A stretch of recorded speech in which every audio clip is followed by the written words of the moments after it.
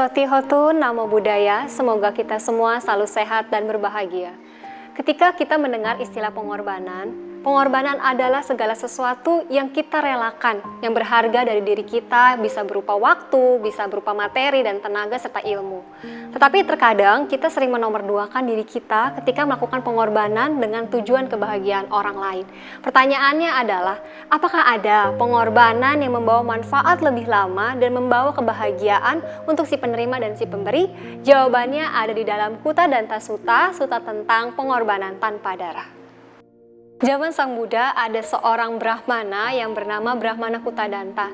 Ia berasal dari desa Kanumata. Kemudian bertepatan juga pada saat itu Sang Bagawa bersama 500 orang biku sedang menetap di Ambalatika, desa Kanumata. Kemudian Brahmana Kutta Danta ini ingin mengunjungi Sang Bagawa di Ambalatika. Tetapi perlu kita ketahui bahwa Brahmana Kutta Danta ini adalah seseorang yang memiliki kerajaan dan kekuasaan, hadiah dari Raja Bimbisara dari Magadha. Brahmana Kutta Danta ini ingin melaksanakan upacara pengorbanan yang melibatkan ribuan hewan berasal dari 5 jenis hewan. Bisa kita lihat berapa banyak penderitaan yang akan terjadi jika pengorbanan itu tetap dilaksanakan. Kemudian Brahmana Kutta Danta bersama Brahmana lain dan para perumah tangga mengunjungi Sang Bagawa di Ambalatika. Ketika sudah sampai di tempat Sang Bagawa, apa yang ia tanyakan? Ia bertanya, "Sang Bagawa, saya pernah mendengar bahwa Sang Bagawa mengerti secara baik bagaimana harus melaksanakan upacara pengorbanan 3 tingkat 16 persyaratan. Mohon ajarkan kepada saya bagaimana harus melaksanakannya." Kemudian Sang Bagawa menjelaskan sebagai bentuk jawaban atas pertanyaan dari Brahmana Kutta Danta tersebut. Sekarang kita akan beralih ke cerita di mana ini akan dijadikan jawaban atas pertanyaan Brahmana Kutta Danta. Kisah berawal dari seorang raja bernama Raja Mahawijita, di mana Raja Mahawijita ini terkenal karena kekuasaan dan harta yang banyak sekali. Ia memiliki lumbung padi yang banyak, tanah yang luas dan di mana-mana. Atas dasar harta kekayaannya ini, ia berpikir untuk melaksanakan upacara pengorbanan yang membawa manfaat yang lama bagi dirinya. Kemudian ia berkata kepada Brahmana penasehat kerajaan, "Brahmana, saya ingin melaksanakan upacara pengorbanan yang membawa manfaat yang lama bagi diri saya. Bagaimana caranya?" Kemudian Brahmana penasehat itu menggambarkan kondisi desa. "Raja, pada saat ini kondisi desa sedang tidak baik. Banyak perampokan, banyak penderitaan, banyak kejahatan dan lain sebagainya.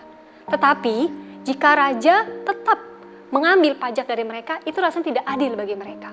Tetapi jika raja juga meminta menyelesaikan masalah ini dengan cara menghukum, membunuh, dan menyiksa pelakunya, itu juga tidak tepat."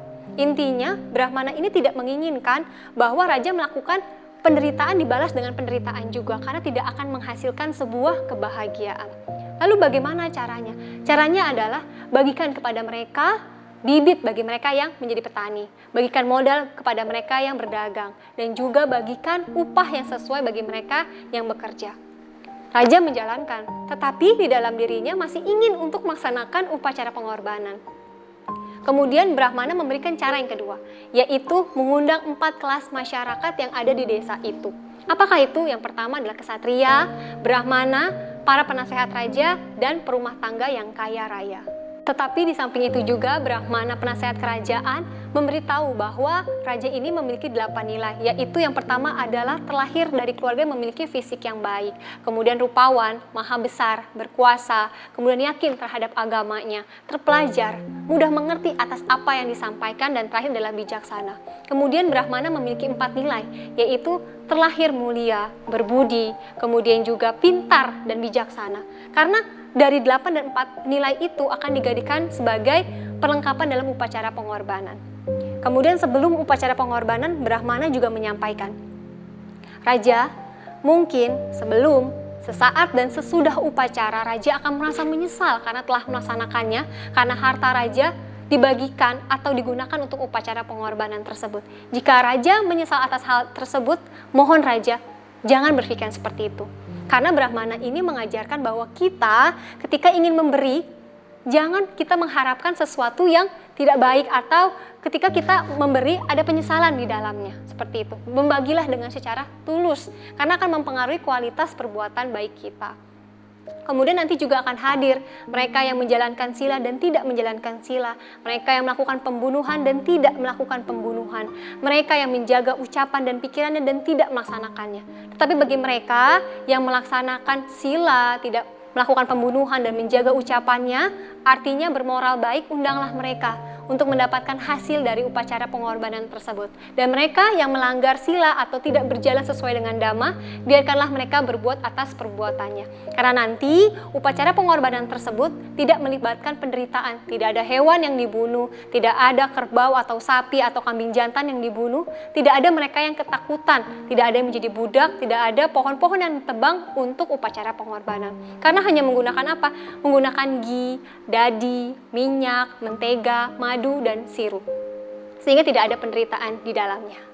Atas dasar kebahagiaan dari upacara pengorbanan ini, 4 kelas masyarakat itu merasa bahagia dan berbondong-bondong untuk memberikan harta mereka ke kerajaan atau ke raja. Tapi raja yang melihat itu berkata, tidak usah dibagikan untuk saya masih memiliki harta dan kekuasaan dan sebagainya. Berikanlah kepada mereka atau gunakanlah untuk hal yang lebih berguna. Tetapi bagi 4 kelas masyarakat ini tidak mungkin untuk membawa pulang harta mereka dari kerajaan pulang ke rumah. Mereka melihat bahwa raja ini sedang melaksanakan upacara pengorbanan. Mereka merasa harus melaksanakan atau meneladani raja tersebut. Sehingga mereka melaksanakan upacara pengorbanan di berbagai penjuru, di selatan, di barat, utara, dan timur. Sehingga kebahagiaan tersebar di mana-mana. Inilah yang dimaksud dengan 3 tingkat 16 persyaratan. Itulah yang dikisahkan oleh Sang Bagawa untuk menjawab pertanyaan dari Kutadanta tersebut.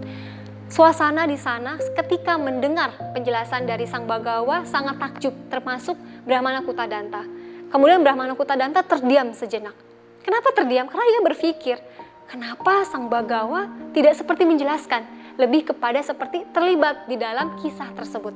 Kemudian ia bertanya kepada Sang Bagawa, Sang Bagawa, apakah benar Anda atau Sang Bagawa yang memimpin upacara pengorbanan, mungkin Sang Bagawa menjadi Raja Mahawijita atau Brahmana penasehat. Sehingga pada saat meninggal terlahir di alam surga. Jawaban dari Sang Bagawa adalah, iya, pada kisah itu saya adalah Brahmana penasehat. Kemudian Brahmana Kutadanta bertanya, Sang Bagawa, apakah ada yang lebih baik daripada pengorbanan itu dan bermanfaat lebih baik? Iya, jawabannya adalah ketika seorang atau keluarga memberikan persembahan secara rutin kepada petapa yang memiliki moral yang baik, itu lebih baik. Karena apa? Karena seorang arahat tidak mungkin menerima hasil persembahan atas penderitaan. Tapi apakah ada yang lebih baik lagi? Ada. Ternyata daripada itu ada yang lebih baik. Ketika seseorang memberikan tempat tinggal kepada sangga, itu lebih baik.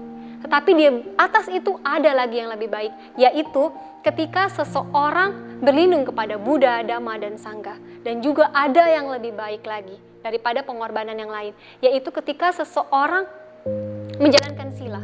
Di atas sila masih ada lagi yang paling baik, yaitu ketika muncul Tathagata Arahat.